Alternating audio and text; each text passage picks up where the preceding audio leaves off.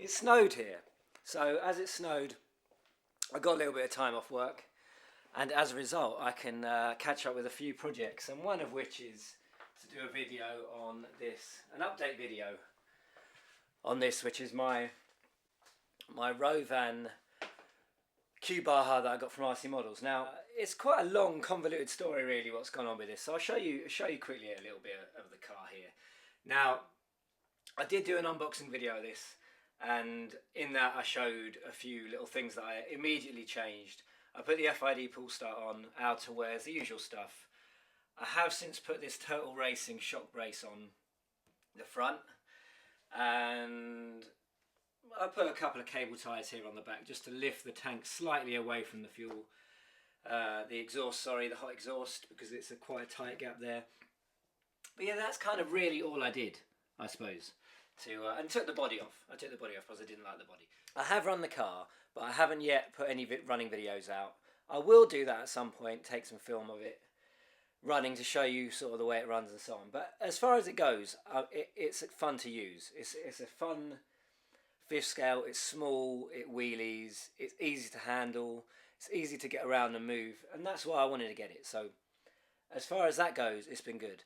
But there have been some issues that I've had with it, and I just wanted to kind of share those issues with you and tell you really what happened. So bear with me. If you're not interested in that, that's what this video is about, so it's not for you. But yeah, in essence, I'll show you some shots of the car and just tell you what's happened. So, right, so first things first, these are the standard wheels and tyres, which I've shown already, of course. Weather here in England is rubbish, wet, muddy, winter, so everything's covered in mud. I've used these, I cleaned the rears off, but I've used these tyres and they're okay. They're pretty soft, as I kind of thought. As a result of that, you do get a little bit of that. That's happened on this tyre. Just the bead is starting to pop out, but it's nothing unusual on the fifth scale with the typical beadlock wheels. Now I am going to be using these, and I have used these. These are MCD Astro Max tyres. MCD wheels, they're glued, there's no beadlock. The grip, this kind of tread for English terrain anyway, grass, well, regardless of where you are in the world, if you're on grass, short grass, bit of mud, these are brilliant, and they're very light. There's no beadlock to worry about. They're like a glued tyre, so a bit like a 1/8 scale standard sort of idea, but obviously on a bigger scale. Very light, strong, very, very grippy. They're for Astro really, or racing. A lot of people use them for racing here in the UK, but obviously people do watch things. We see that they're good for grip. People are trying them, and most of my friends that run fifth scales, Bajas especially, who suffer from a lack of grip or lack of handling prowess, are moving to these lightweight and lots of grip. So that's what I've been running. The bad thing about them, or if it is a bad thing, is they're more narrow. So they're narrower, and they have no offset. So in essence, it makes your car very narrow. They won't fit on the front at all. On the back, it's super narrow. So basically, I've gone and bought these, which are extenders. They're the front ones. They're the back ones. And they're the extenders I'm going to be putting on. Front ones so that I can actually run the tyres, and back ones to give me a bit of width at the back. So that's one of the upgrades I'm going for. Second upgrade is this. Now, it does come, this car, with a rear brace, which is good, because the shocks pop off quite easily otherwise. But on the front, without it, they do just pop off front ways. It stops them braking, but it's very flimsy, and they just come off. If you have an impact, they come off and things and so on like that. So Turtle Racing brace is just it's solid, protects the whole top, and yeah, it's a kind of first upgrade, I suppose, or a definite upgrade for me. You can see this here. I've snapped this. I had a head-on crash with a mate, Jim actually, who's good at destroying my cars, and it snapped clean through this post. So that's actually temporary. That's actually a bit of wood taped in there just to keep that strong for now. And the other thing I've done, crashing wise, and that's why I bought this, is bent the chassis. So when I was running the car in, I went to my garages, local garages, and I tapped a wall. I didn't think it was hard at all, and then when I got home afterwards, the chassis was bent. So the front kick-up was bent to one side. I don't know if you can particularly see it now. I've had another crash, and with Jim, as I say, where I popped off a steering knuckle. This came a bit apart here. They all popped back together. Nothing actually broke, but that actually bent it back fairly straight, or straighter than it was. So that's one thing I'd say, is just the chassis is quite weak. So you need something to brace it with. So I've gone for this. It's a Rovan upgrade. It should help. I did notice, shout out to Gel on his channel. This is his video here, and not to show too much of it, because obviously it's his video, but he absolutely abuses one of these Rovans in his video there. He's done a whole rebuild series actually on it, so watch that. I haven't watched it yet myself, but I'm hoping to. They're quite long videos, but he's rebuilt his Q Baja because he snapped the chassis, the front, and he totally abused it. But I do think it's a bit of a weak point. On Bajas, it's known to be a weak point anyway.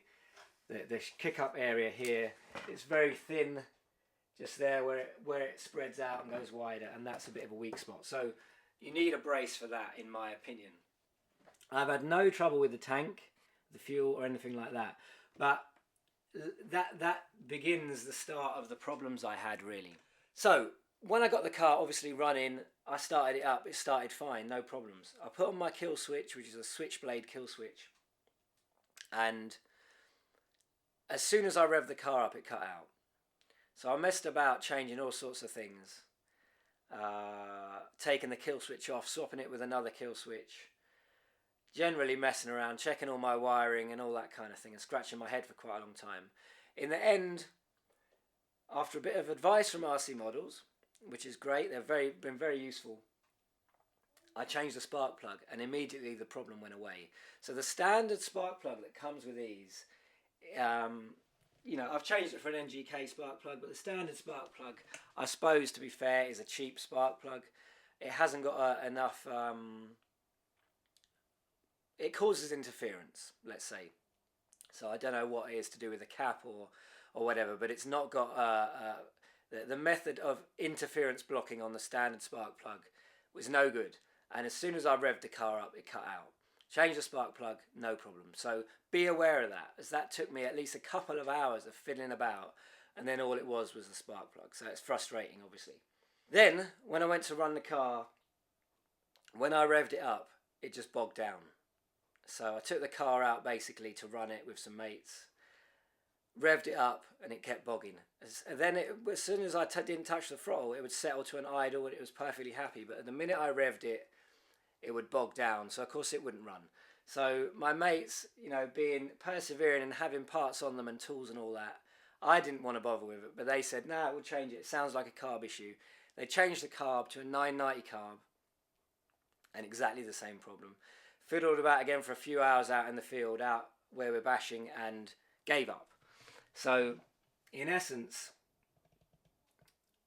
it was a big problem, obviously. Now, I've actually finally kind of diagnosed it myself down to this, or it appears to be that, in that when I run without that on, it runs fine.